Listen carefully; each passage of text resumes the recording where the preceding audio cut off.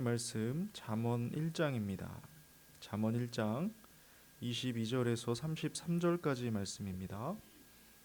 잠언 1장 20절에서 33절까지 말씀 한 절씩 교독하시고 마지막 절 합독하시겠습니다.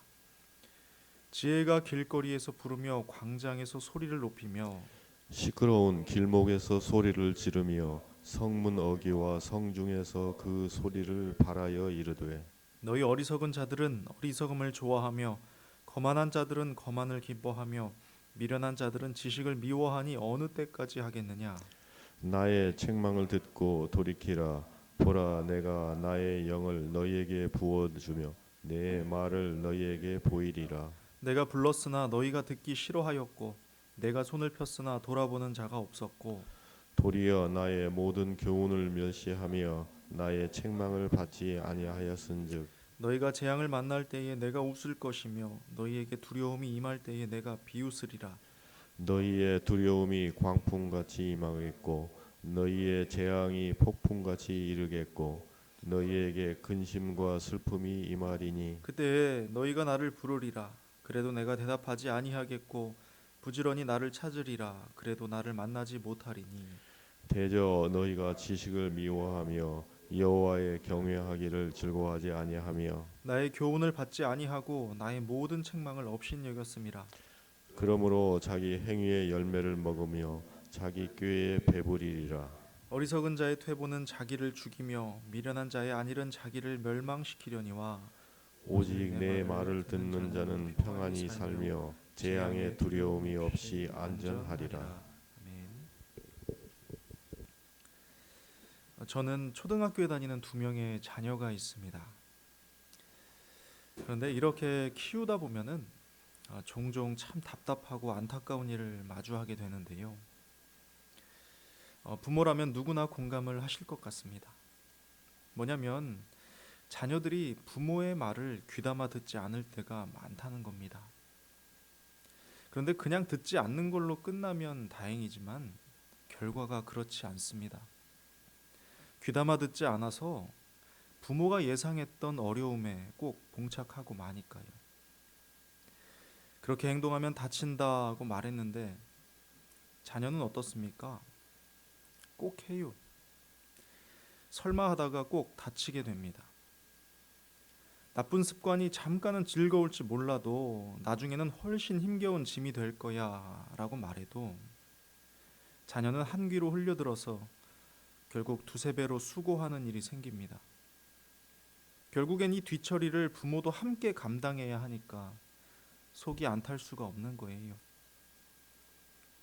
그런데 생각해 보면요, 이러한 일이 부모의 말을 듣지 않는 우리 자녀들의 이야기만은 아닙니다. 우리 모두의 영적인 생활에서도 동일하게 일어나는 일이니까요. 우리에게는 참 부모이신 하나님이 계십니다. 그런데 그분의 말씀을 귀담아 듣지 않는 많은 자녀들이 있어요. 남의 이야기인지 내 이야기인지는 몰라도 중요한 건 듣지 않음으로 인해 여러 힘겨운 사건과 고생을 겪고 후회를 하게 된다는 겁니다.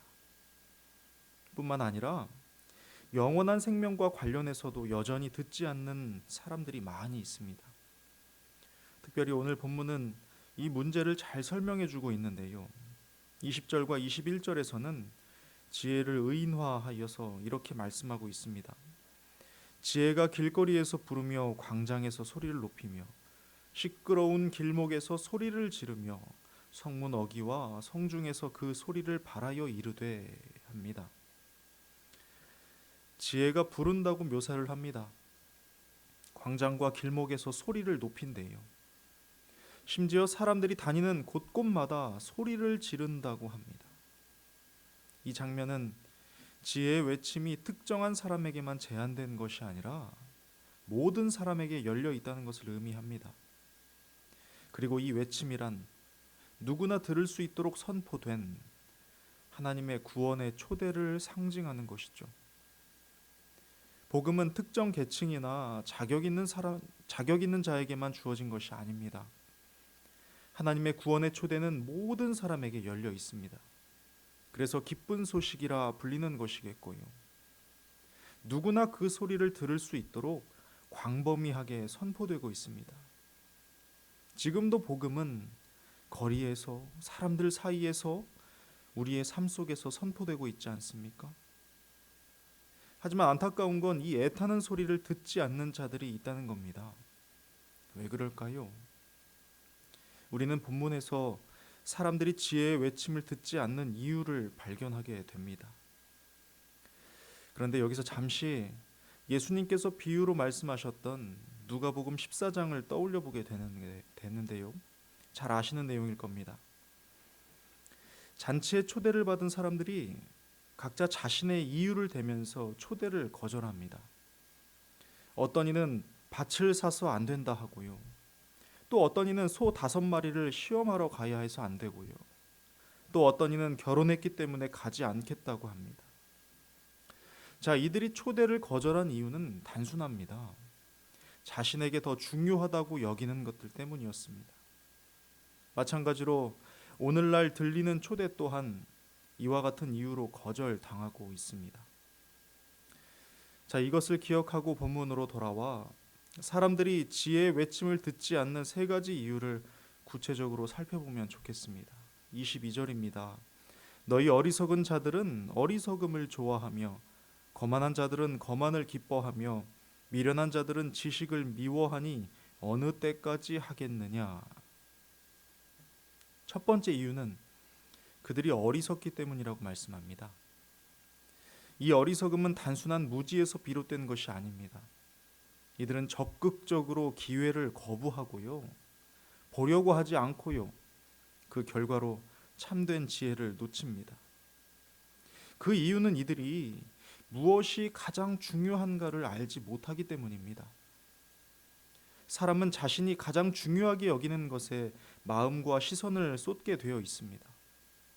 그렇기 때문에 이들이 거부하며 지혜를 놓친다는 것은 인생에서 가장 중요한 것이 무엇인지를 모르기 때문입니다. 그래서 밭이 더 중요한 것이고요. 소 5마리가 더 중요한 것이며 결혼이 더 중요한 것이겠죠. 결국 존재의 목적이 아닌 생활적이고 소유적인 것에 매이게 되었을 때 사람은 어리석어진다는 걸 우리는 말씀을 통해 깨달을 수 있습니다. 그리고 본문이 말씀하는 2번째 이유는 거만함인데요. 이것은 인간의 교만에서 비롯됩니다. 자기 자신을 믿음으로써 하나님을 필요로 하지 않는 태도죠. 그러나 잠언 16장에서 말씀하듯 교만은 패망의 선봉이요 거만한 마음은 넘어짐의 앞잡이니라 말씀합니다. 이 패망과 넘어짐은 지혜를 거절하고 구원의 초대를 받아들이지 않았기 때문에 당연하게 마주하게 되는 결과입니다. 많은 사람들이요 자신의 이성을 신처럼 섬기며 자신의 판단이 가장 옳다고 믿습니다. 그러나 이런 생각이 얼마나 철없는 것인가요? 이성으로 다 알 수 없는 우주와 인체와 생명 그리고 시간의 신비만 보더라도 인간의 이성이 얼마나 제한적인지를 깨닫게 됩니다. 생각해 보세요. 한 인생이 가졌다는 경험과 지식이 실은 얼마나 작고 초라한 것입니까? 결국 이와 같은 교만함은 인간의 어리석음에서 비롯된 것입니다.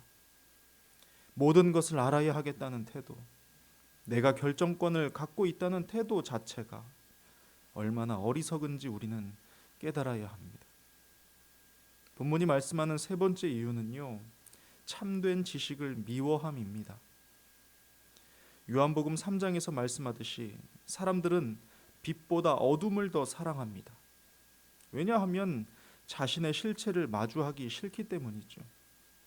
실제로도요, 우리는 죄인입니다 라는 말 앞에서 거부감을 드러내는 사람들이 얼마나 많은지 모릅니다. 이건 이들이 어둠 가운데 있기 때문에 자신을 볼 수 없어서 나타나는 반응이기도 하고요. 반면에 감춰진 자신의 추악을 알고 있기 때문에 공개적으로 인정하기 어려운 것입니다. 그래서 자꾸만 자신이 드러나는 빛이 싫을 수밖에 없는 거예요.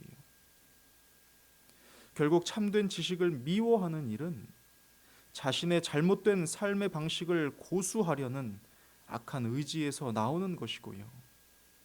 고집스러운 교만과 어리석음의 합작이자 결정판이라고 볼 수 있습니다. 기록되기는 24절입니다.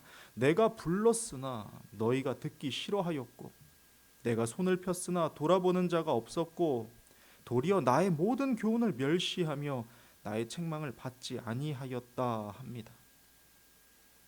스스로 선택한 거예요. 지혜의 외침을 거절하고 진리를 멸시하며 하나님의 부르심에서 스스로 떠나는 것입니다. 그래서 31절에서 말씀하시길 그러므로 자기 행위의 열매를 먹으며 자기 꾀에 배부르리라 하셨습니다. 그런데요, 그럼에도 불구하고 우리는 본문 23절을 통해 하나님의 놀라운 은혜를 발견하게 됩니다. 23절입니다. 33절입니다. 나의 책망을 듣고 돌이키라. 보라, 내가 나의 영을 너희에게 부어주며 내 말을 너희에게 보이리라 하십니다. 발걸음을 돌이키는 자에게는 이미 준비된 하나님의 은혜가 있다고 말씀하시는 거예요. 주님께서는 여전히 그 자리에 서서 기다리시며 우리에게 손짓하고 계신다는 겁니다.